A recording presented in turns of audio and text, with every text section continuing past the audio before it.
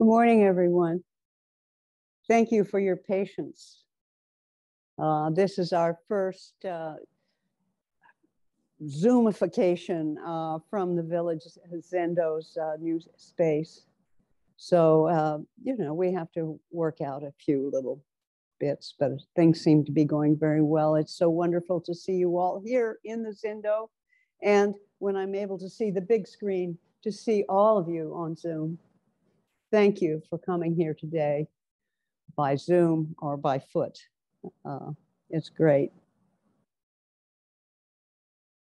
So we did open the eye just now of the Manjusri image. That is the image that sits at the head of our temple. And it's there to remind us to pay attention, to be joyful in our realization, to have our eyes open to whatever is going on in the world and within ourselves. And you may know that there's a long tradition of giving energy to a Buddhist statue or a Buddhist image or a rock. It's a way of welcoming the image to a new temple or Zen center. Symbolizes our own eye opening when we practice. It is the way we react, the way we awaken to the reality of our lives. And, isn't that what we want for ourselves and for all those we love?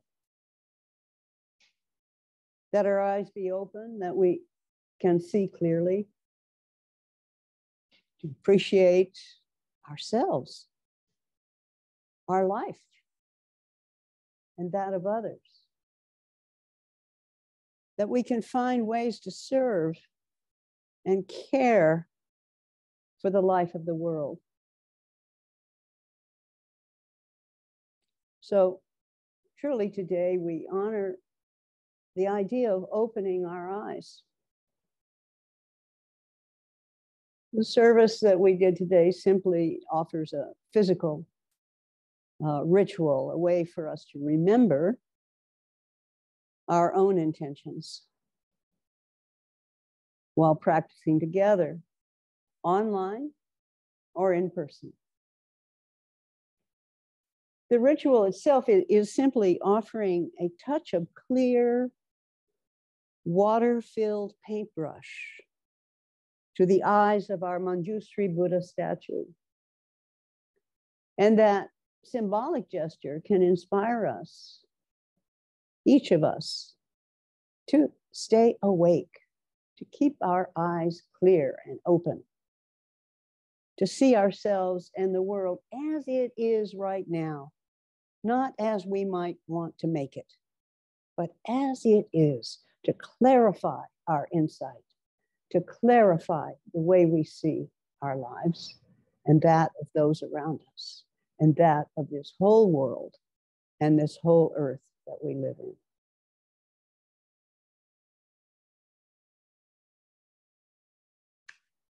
This is how I understand being fully intimate with one's own life and being fully intimate with the earth and the world that we live in. Seeing clearly. At this time in the Northern Hemisphere, I think most people on Zoom are in the Northern Hemisphere. I know a couple of you are experiencing different seasons than we are, but here it is spring. And so many spiritual traditions celebrate spring. The opportunity to see ourselves clearly, to see our place in the universe, and realize how we're called to accomplish what it is we need to do in our lives, how we can serve, how we can serve. And, it turns out I did a little research and discovered that around this time, just on April 13th, the Sikhs celebrate Vaisakhi, honoring the serving of all humanity. That's what that celebration is. Dedicated Sikhs all over the world dedicate an entire day to celebrate the serving of life.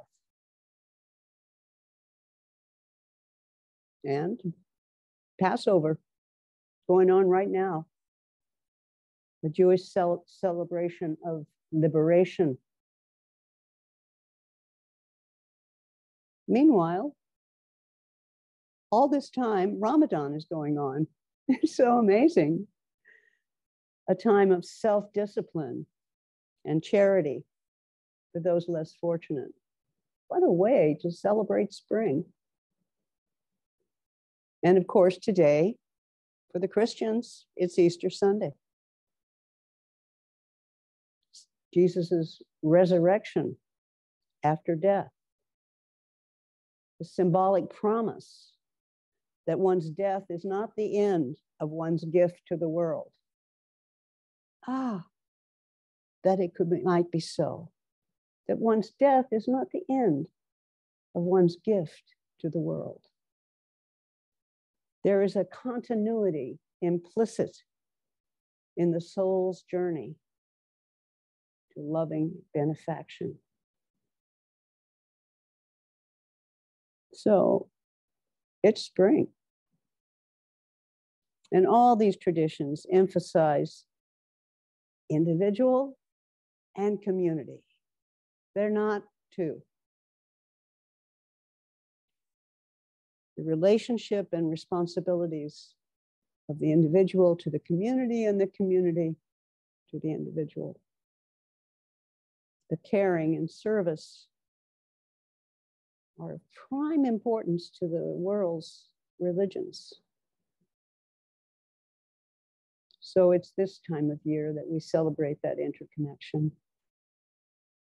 And in case you get too relaxed, our accountability to all beings. And that emanates from our self-nature, our recognition of our own realization of the loving relationship and caring responsibility we have to all beings, to all that is. So this month, our path of koan class is investigating the story of the sixth ancestor of Zen and his encounter with Monk Myo, who chased him down after hearing that the sixth ancestor, not even a monk and certainly not very well educated, and not even a longtime student, had received Dharma transmission and the major empowerment and the symbolic robe from their teacher, Hongren, the fifth ancestor. Parenthetically, you know, there's much scholarship that argue that the wisdom poems that decided this battle between the sixth ancestor and the main monk that was Monk Myo, that it reveals a major doctrinal difference between the northern school and the southern school. The difference between the priority of study and practice in the northern school and the sudden insight that was seen as the southern school. But much as that academic understanding misses, in my view, the point of the story. Misses the insight, the particular insight of the koan as it's taught. So in this koan, the sixth ancestor is running because his teacher said, well, I'm giving you the empowerment. You are my successor. You will be the one that will teach Zen. But Monk Myo is going to be furious and he's going to chase you down. So you better get out of town. And so the sixth ancestor was running and running and running, and Monk Myo with other monks, they were chasing him. And finally the sixth ancestor said, you know, I can't get away. So he just stopped, took off the robe that was given him, the symbol of the Dharma transmission, and put it on a rock. And he said, this robe symbolized faith. How can it be taken by force? I leave it you to take it. So he just said, this is so important to you, this robe, you take it. Monk Myo went to grab it, but it couldn't pick it up. It suddenly had become so heavy, or perhaps inside intuitively he saw something, but he was not able to pick up the robe. And he said, I've come for the Dharma, not for the robe. I beg you, please teach me, O lay brother. For me, this is the key here.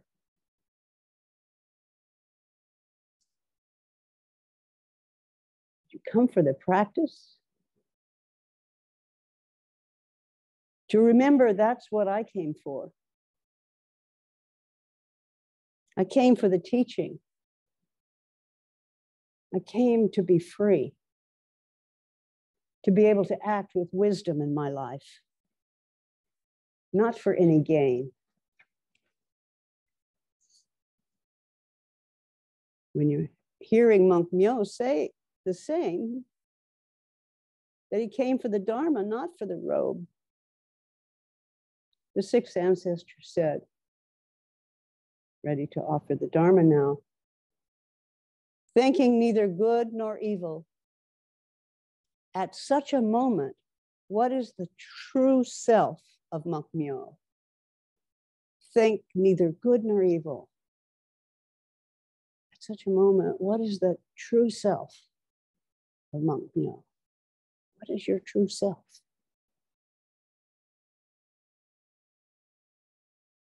It's said that at hearing those words, Monk Myo was instantly enlightened. He got it. All that time, the teaching was over there and Monk Myo was here grasping for it. Suddenly, at these words of the sixth ancestor, he saw it. Oh, at such a moment, what is the true self of Monk Myo?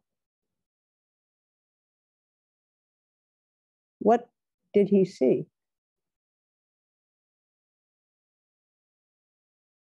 What is it we can see through our practice? What do we see about our lives, about our struggles, about our joy?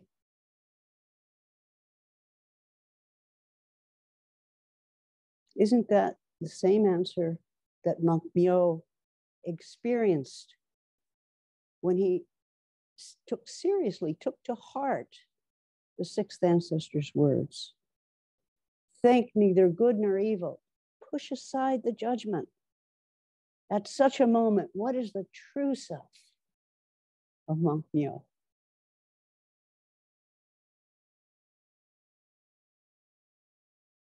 You know, that's for me why we study koans. that's the intimacy of a koan. If a koan doesn't teach you something, you know, it's sort of an academic kind of awkward kind of thing you do. But if you can bring it into your heart, what does this mean to me, to my life?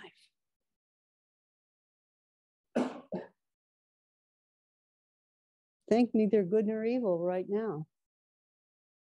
Drop our judgments, our attitudes, what we know about ourselves. Drop it all.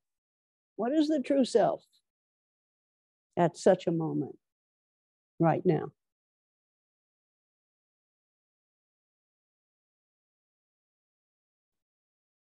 When I'm asked to stop and find the true self, I find myself sitting up a little straighter and taking a breath in, finding ease in my body.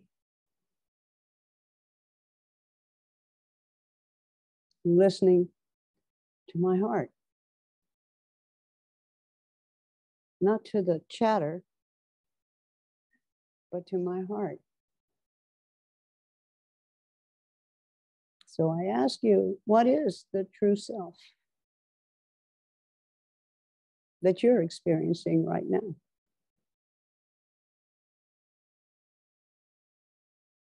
So you're not going to find the answer in a book or in a Dharma talk, nor in anyone's talk. Where will you find the true self?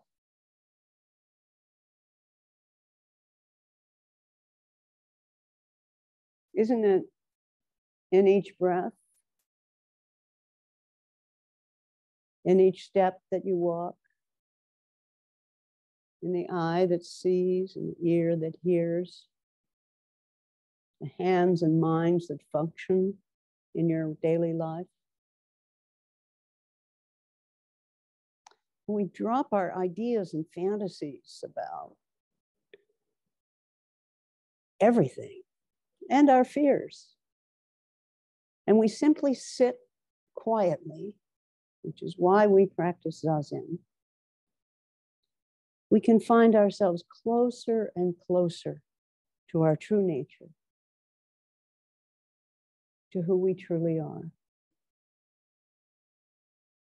And when we realize ourselves in that way, we can truly serve others.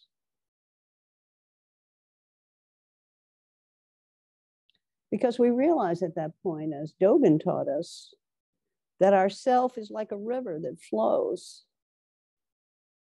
It flows into the ocean.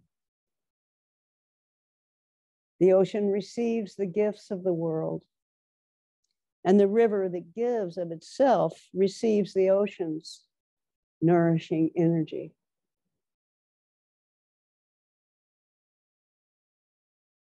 In the first lines of Dogen's study, Uji, on time, he poetically surveys the question of who is the true self. He says, for the time being, stand on top of the highest peak. For the time being, proceed along the bottom of the deepest ocean. For the time being, 3 heads and 8 arms, like a fighting demon. For the time being, an 8 or 16-foot body, like the Buddha. For the time being, a staff or a whisk. For the time being, a pillar or a lantern. For the time being, the children of Zhang and Li, or we could say Smith and Jones. For the time being, the earth and sky.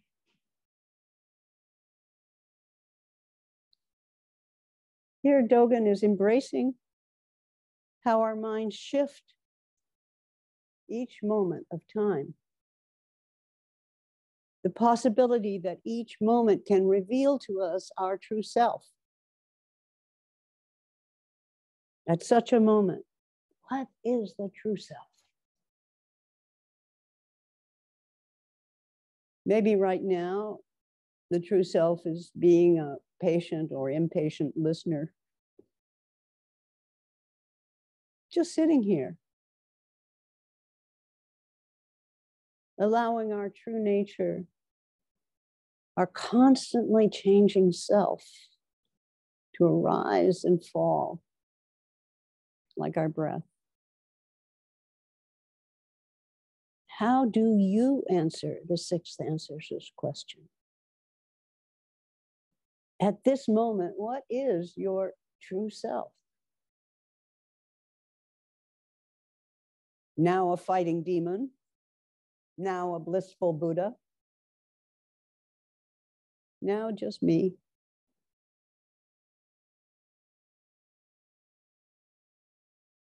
Here's my Gatha for today.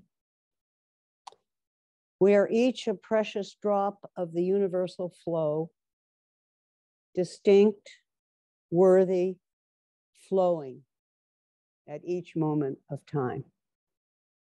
Thank you.